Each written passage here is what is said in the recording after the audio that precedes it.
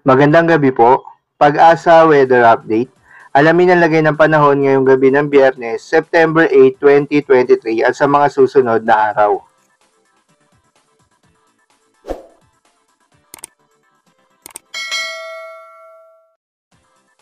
Alamin natin ang magiging lagay ng panahon ngayong araw ng Biyernes at sa mga susunod na araw.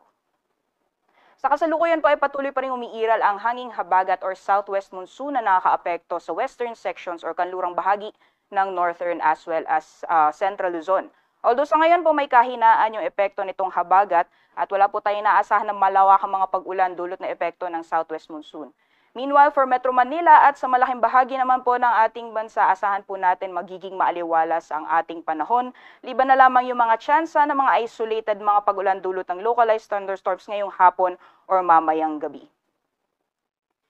So magiging lagay naman ng panahon bukas sa Luzon area, magpapatuloy pa rin yung mainit at malingsang panahon sa malaking bahagi ng Luzon. Although may mga tsansa pa rin ng mga isolated, yung mga mapanandali ang buhos ng ulan dulot ng mga localized thunderstorms, usually sa hapon po yan o sa gabi. Para sa temperatura naman, for ilang lalawigan dito sa Luzon area, for Baguio City, maglalaro 17 to 24 degrees Celsius, 26 to 32 degrees Celsius para sa Lawag, 24 to 34 degrees Celsius sa Tuguegarao, sa Tagaytay naman 23 to 31 degrees Celsius, samantalang ang temperatura sa Metro Manila, Legazpi, pati na rin sa Kalayaan Islands at Puerto Princesa, posibleng maglaro mula 26 to 33 degrees Celsius. Sa magiging lagay ng panahon naman dito sa Kabisayaan, pati na rin sa Mindanao, magpapatuloy pa rin yung mainit at maalinsangang panahon, liban na lamang yung mga tsansang isolated ng mga pagulan dulot ng mga localized thunderstorms. Para sa temperatura for Metro Cebu, maglalaro mula 26 to 31 degrees Celsius, sa Iloilo as well as sa Tacloban, posibleng maglaro mula 26 to 33 degrees Celsius.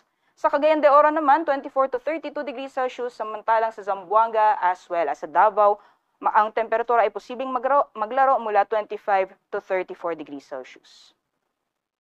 Sa kalagayan naman po ng ating karagatan, wala po tayong nakataas na gale warning sa anumang baybayin ng ating bansa. Banayad hanggang sa katamtaman ng mga pag-alon ang ating mararanasan sa malaking bahagi po ng ating kapuluan o sa mga baybayin ng ating bansa. Kaya malayo pong mga kapalaot ang ating mga kababayang mangingisda, pati na rin yung may mga maliit na sakyang pandagat. And this coming or next week, particularly this coming Sunday until Tuesday, posible pa rin po makakaranas pa rin yung mainit at maalinsangang panahon sa mga piling syudad ng ating bansa.